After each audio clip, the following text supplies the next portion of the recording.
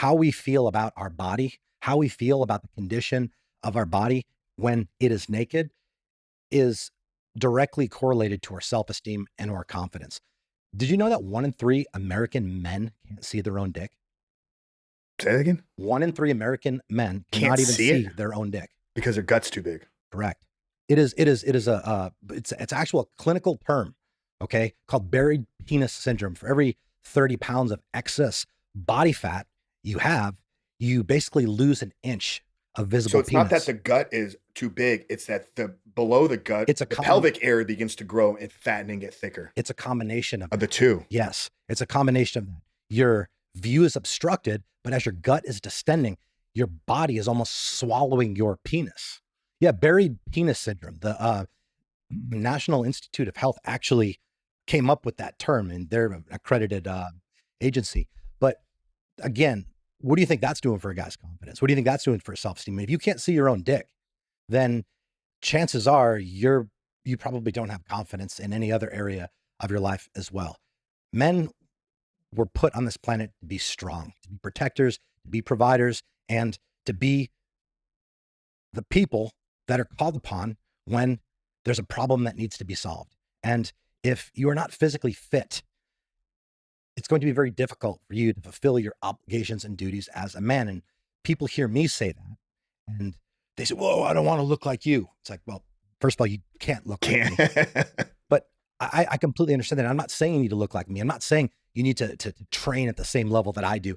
I'm not saying any of these things. I'm saying that you should be able to walk up a flight of stairs without feeling like you're going to fucking die. You should be able to get out of bed in the morning without a bunch of pains and aches. And, you should be able to bend over to tie your shoes without it being a fucking event. And sadly, we are facing an obesity epidemic in this country. And that's a huge problem for a lot of men. Other than the fact that if you're not proud of your body, you're not going to fucking feel good about yourself, period. But the bigger point here is the fact that if you are amongst the 1 in 3 men who can't see their own dick, if you are in fact obese, you're going to die a hell of a lot younger than you otherwise would have. Think about it. When is the last time you saw a really fat elderly person? You've never seen it. Nobody who's listening to this has ever seen it, not one time, because it doesn't happen. But this is the part of the fat shaming discussion that is often left unsaid. People let people do what they want. People can be fat and beautiful. No, you cannot. Unless they've Webster's redefined what beauty actually means. You cannot be fat and be beautiful. Can you be beautiful on the inside? Sure. But at the end of the day, human beings are we're very judgmental creatures. Biologically, we have evolved to just formulate opinions and formulate thoughts on things that we see based off our life experience. So what that translates to is the fact that you are constantly being judged by your physical appearance. Yeah. Well, especially as a man.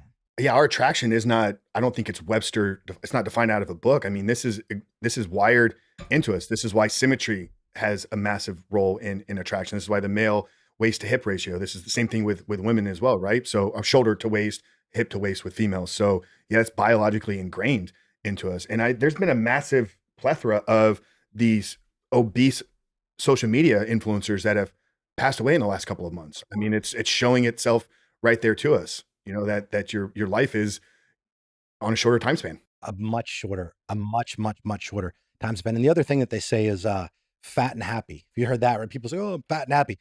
No, you're not.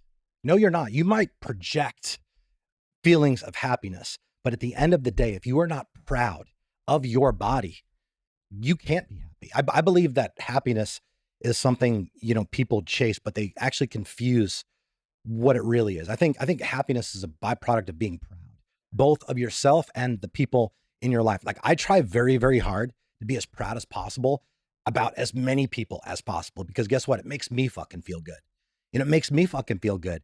But as it relates to being proud of yourself, I mean, you have to take the productive action that is necessary to make that happen. And it's not just about having the fit body. It's about becoming disciplined. It's about becoming fit, and in that process, evolving into a more confident version of you, a more capable version, a version of you that is more capable of getting out in the world, making money, getting the girl, right? Just being someone who opportunities just flow to effortlessly because you are in a constant high vibration and you are just attracting more circumstances, relationships, and opportunities that are on that same frequency.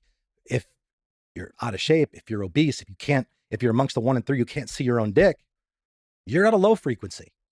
You're going to walk around throughout the entire day self-conscious about, your muffin tops kind of spilling over your belt, right? Like your gut, like hanging down. It's a, it's a very simple thing to fucking fix.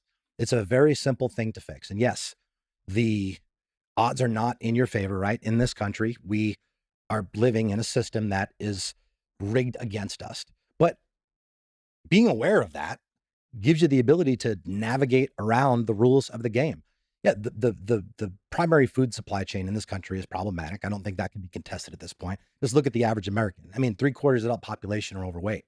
So if you want to have things be different, you have to do things different. And honestly, I believe that putting quality food in your body is the purest form of self-respect. It's a genuine expression of self-love. And if you don't, then I don't know that you do really respect yourself. And the thing is, everybody wants respect.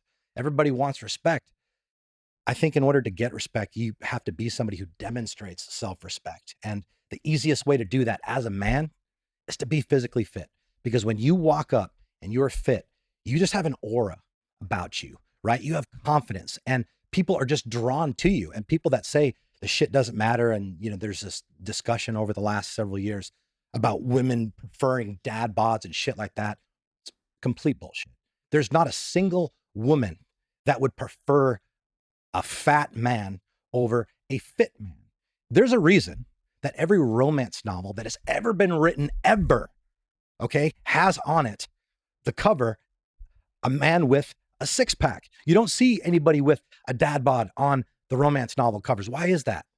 It's because the standards of what it actually means to be a masculine man have been defined for us. And just because in this country, it is now being in shape is like you're like a statistical minority, it's kind of changing the worldview and construct in people's minds. And people look around and they see everybody else out of shape. So then they think that it's okay. It's not fucking okay. And when I'm saying out of shape, I mean a combination of things, right? I mean a combination of just not being physically and mentally fit.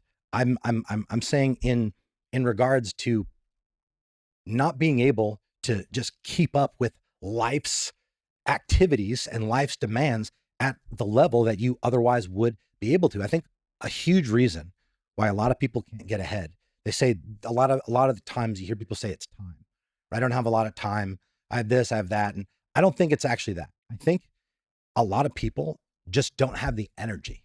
I don't think they have the energy to go work out. I don't think they have the energy to go for a run. I don't think they have the energy to, do these hard things that are going to objectively improve their life across the board in a measurable way. And the easiest way to do that is to start fueling yourself with nutrition that is going to reward you with the currency of life, which is more energy. You put good food in your body, and then all of a sudden your body starts to become more capable of what it is when you're putting the shit fuel in it. But as we talked about, the food in this country is a huge problem. I mean, the standard American diet consists of highly processed foods that are full of chemicals and seed oils and mental health disrupting neurotoxins. There's a lot of problems with the food supply in this country, and it's not getting any worse.